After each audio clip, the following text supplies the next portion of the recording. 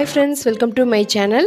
Sunday அன்னைக்கு ஸ்பெஷலா சூப்பரான வறுத்து அரைச்ச மசாலா வச்சு நம்ம ஒரு கோழி குழம்பு செய்ய போறோம். கொங்கு நாட்டு ஸ்டைல். பேன் நல்லா சூடானதுக்கு அப்புறம் 3 ஸ்பூன் எண்ணெய் ஊத்திக்கலாம்.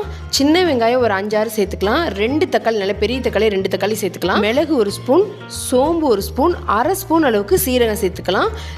ரொம்ப ஹை ஃப்ளேம்ல வைக்காம ஃப்ளேமை நல்லா கம்மி பண்ணிட்டு லைட்டா வதக்கி விடுங்க. கருகிடக்கூடாது.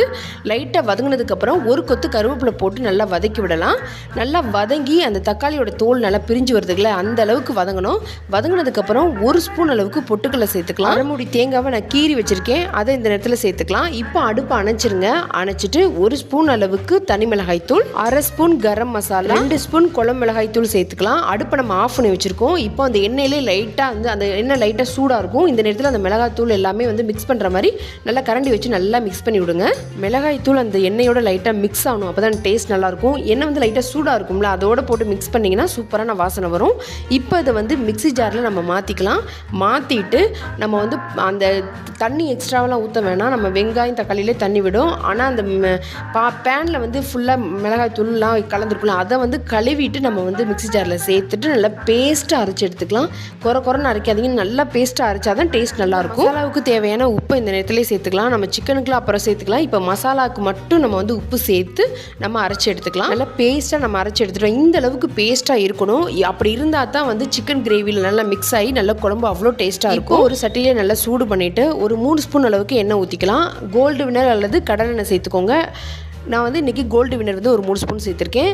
நல்லா சேர்த்து நல்லா எண்ணெய் நல்லா ஹீட் ஆனதுக்கப்புறம் நம்ம சிக்கன் க்ளீன் பண்ணி வச்சுருக்க சிக்கனை போட்டு நல்லா மிக்ஸ் பண்ணலாம். தண்ணி லைட்டாக விடும். இப்போ இஞ்சி பூண்டு பேஸ்ட்டு ஒரு 2 ஸ்பூன் அளவுக்கு நம்ம சேர்த்துக்கலாம். சேர்த்துட்டு நல்லா மிக்ஸ் பண்ணி விடுங்க. கொஞ்சம் நேரம் நல்லா ஹை ஃப்ளேமில் வச்சு நல்லா தண்ணி வற்றட்டும். தண்ணி வற்றினதுக்கப்புறம் நம்ம என்ன சேர்க்கலாங்கிறத பார்க்கலாம். நம்ம தண்ணிலாம் வற்றி எண்ணெய் மட்டும் இருக்குது. இந்த நேரத்தில் நம்ம அரைச்சி வச்சுருக்க மசாலாவை சேர்த்துக்கலாம். சேர்த்துட்டு நல்லா மிக்ஸ் பண்ணி விடுங்க.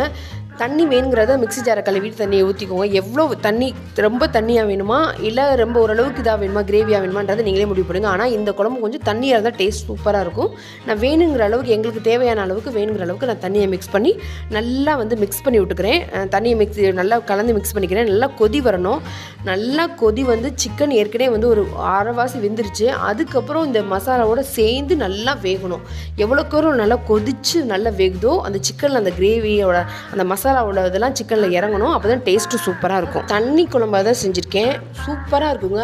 தோசைக்கும் சரி, இட்லிக்கும் சரி, சாதத்துக்கும் சரி, எல்லாத்துக்குமே நல்லா இருக்கிற ஒரே குழம்பு இது தான். செம்ம டேஸ்ட்டாக இருக்கும். இதை நாட்டுக்கோழியில் செய்யலாமான்னு கேட்டால் கண்டிப்பாக செய்யலாம். மட்டனில் செய்யலாமான்னு கேட்டால் கண்டிப்பாக செய்யலாம். எல்லாத்துக்குமே சூப்பராக இருக்கும். மட்டன், சிக்கன் எல்லாத்துக்குமே நல்லாயிருக்கும். நாட்டுக்கோழியில் செஞ்சாலும் செம்மையாக இருக்கும்.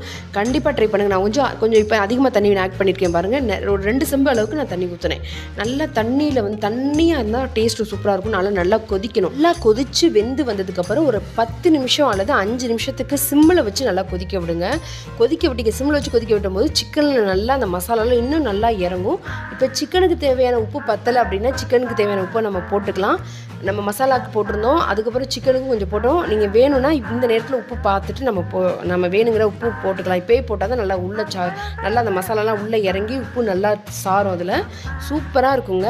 நம்ம நார்மலாக நீங்கள் சிக்கன் குழம்பு வைக்கிறதுக்கும் இப்படி வறுத்து அரைச்ச மசாலா செஞ்சு நீங்கள் சிக்கன் குழம்பு வைக்கிறதுக்கும் அவ்வளோ டேஸ்ட்டாக இருக்கும். இதை வேறு மாதிரி என்ன செய்யலாம்னா கிரேவியாக செய்யலாம். நான் இப்போ தண்ணி குழம்பாக செஞ்சுருக்கேன். உங்களுக்கு கிரேவியாக வேணும்னா கிரேவியாக அதோட தண்ணி ரொம்ப ஊற்றாமல் ஓரளவுக்கு நார்மலான தண்ணி வச்சு நம்ம வேக வச்சு ஆஃப் பண்ணிக்கலாம். செம்ம டேஸ்ட்டாக இருக்கும். கண்டிப்பாக ட்ரை பண்ணுங்கள். ட்ரை பண்ணிவிட்டு இந்த சண்டேவை சூப்பராக என்ஜாய் பண்ணுங்கள். சாப்பிட்டு பார்த்துட்டு எப்படி இருக்குன்னு கீழே கமெண்ட் பாக்ஸில் சொல்லுங்கள். இன்னொரு வீடியோவில் பார்க்கலாம். தேங்க்யூ ஃபார் வாட்சிங்.